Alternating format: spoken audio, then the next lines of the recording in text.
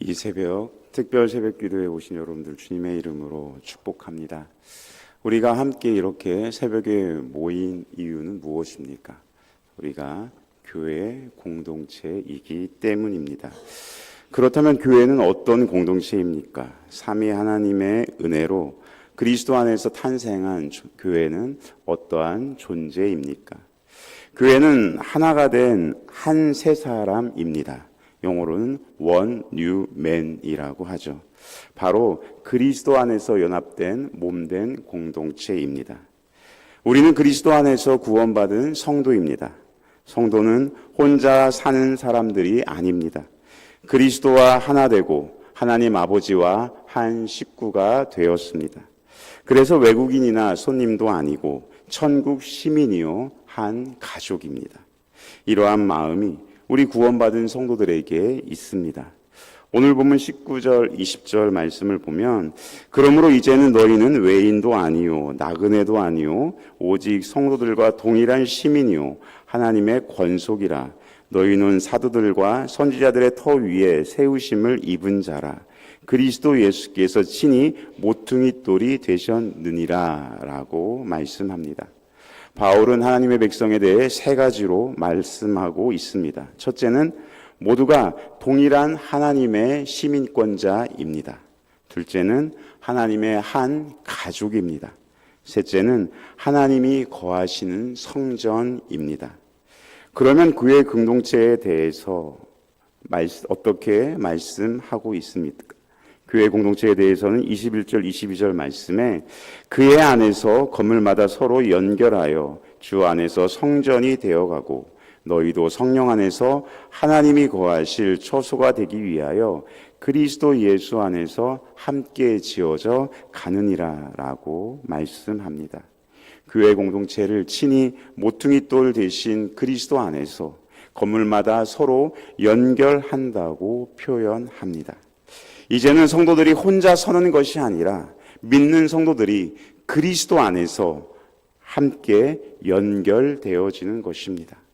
서로 다른 몸끼리 그리스도의 이름으로 만나서 그리고 하나 되는 것이 바로 그리스도인의 모습입니다.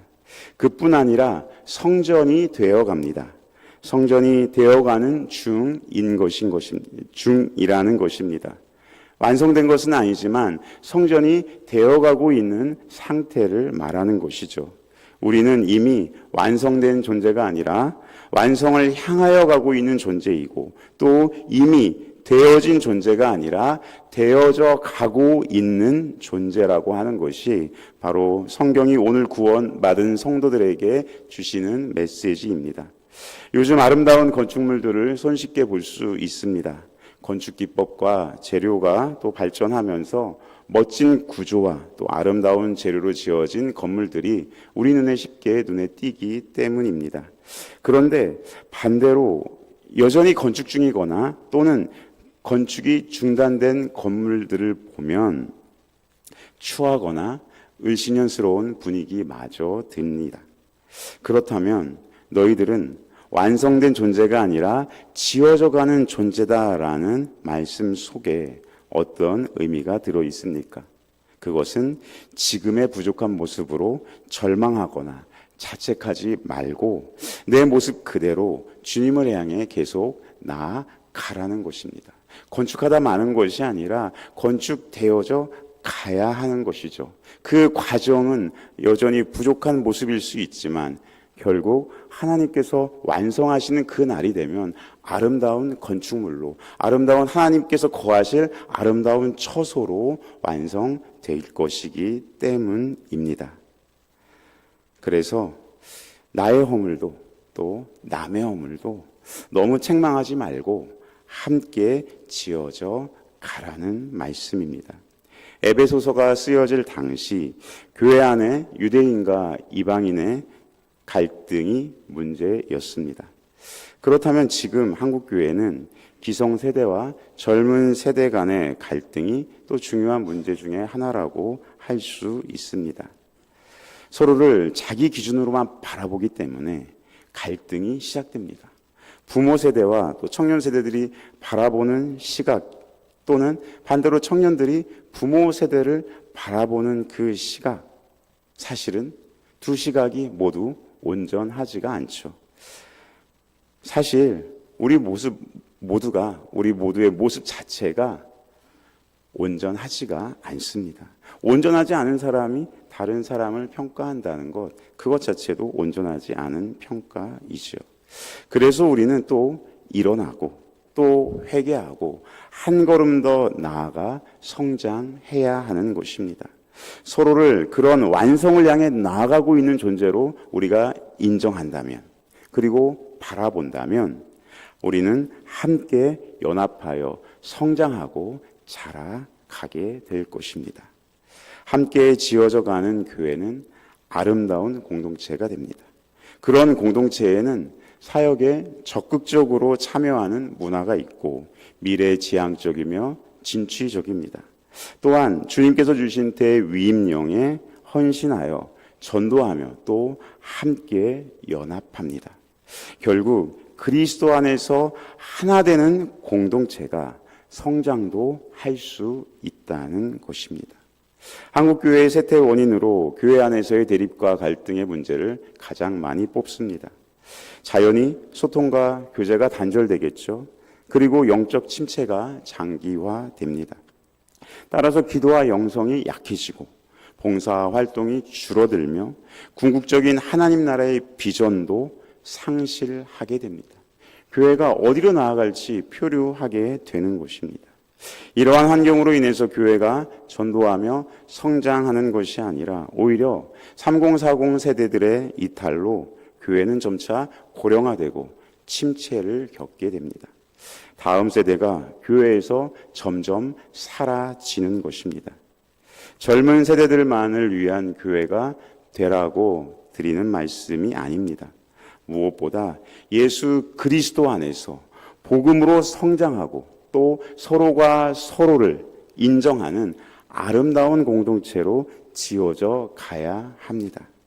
모든 교회는 부흥을 열망합니다. 어떠한 교회도 다 마찬가지일 것입니다. 부흥은 교회의 본질이 새롭게 살아나고 또 말씀과 성령 안에서 성도들의 삶이 깊어지는 질적인 성숙을 의미합니다. 부흥은 단순한 성작이나 분위기의 고조를 말하는 것이 아닙니다. 참된 부흥은 복음이 선포되고 또 전면적인 회개가 일어나며 하나님을 예배하는 자들이 늘어나는 구속사의 절정입니다. 부흥은 교회가 그리스도의 몸으로서 성령의 충만하신 임재 아래 하나님의 은혜에 동참하는 시간입니다.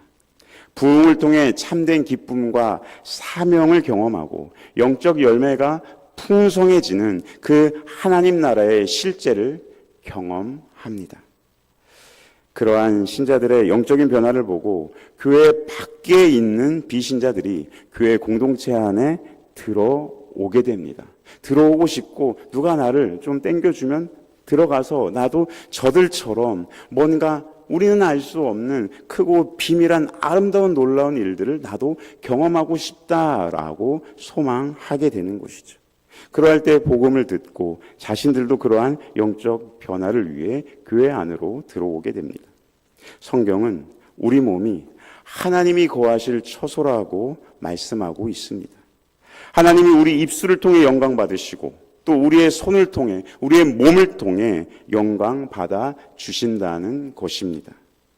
그것이 우리에게 주어질 구원의 완성입니다. 그러한 교회의 모습이 뚜렷이 나타날 때 교회 밖의 사람들이 교회 공동체에 속하게 되는 놀라운 부흥과 성장이 이루어집니다. 이제 말씀을 정리하겠습니다. 예수 그리스도께서 십자가에서 죽으시고 부활하심으로써 세우신 교회는 과연 어떠한 곳입니까? 교회는 본질적으로 하나가 되는 곳입니다. 서로 분열하여 다투던 우리를 위해 그리스도께서 십자가에 피 흘리심으로 우리를 속량하셨습니다. 그래서 그리스도를 주로 고백하는 교회는 그리스도 안에서 항상 하나가 될 수밖에 없습니다. 교회는 하나된 공동체, 또 한 몸을 이루는 공동체입니다.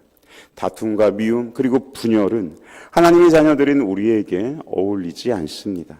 그리스도 안에서 함께 지어져 가라라는 말씀은 서로를 보살피며 또 한 몸처럼 사랑해야 한다는 것을 의미합니다. 그리스도께서 하나님과 원수되었던 우리를 위해 십자가에서 피 흘리시고 우리와 한 몸을 이루신 것처럼 우리도 그리스도 안에서 서로 하나가 되어서 하나님이 거하시는 아름다운 성전으로 지어져 가야 합니다. 그러할 때 교회 밖의 세상 사람들이 교회 안에 참된 소망이 있음을 보게 될 것입니다. 소망의 빛을 보고 교회로 나아오게 되면 우리가 전하는 복음에 귀를 기울일 것입니다. 우리가 함께한 생명을 위해 한 영혼을 품고 기도하며 또 그들을 만나고 그들에게 복음을 전하고 또 교회로 초청할 것입니다. 그런데 우리의 모습 가운데 교회로 인하여 기쁨이 충만하게 드러난다면 확신을 가지고 그 초청에 응답하는 우리 태신자들이 많아지게 될 줄로 믿습니다. 아무쪼록 우리 동인 공동체가 그리스도 안에서 하나됨을 회복함으로써 복음과 사랑을 전하는 아름다운 하나님의 처소가 되기를 주님의 이름으로 축복합니다. 아멘. 기도하겠습니다.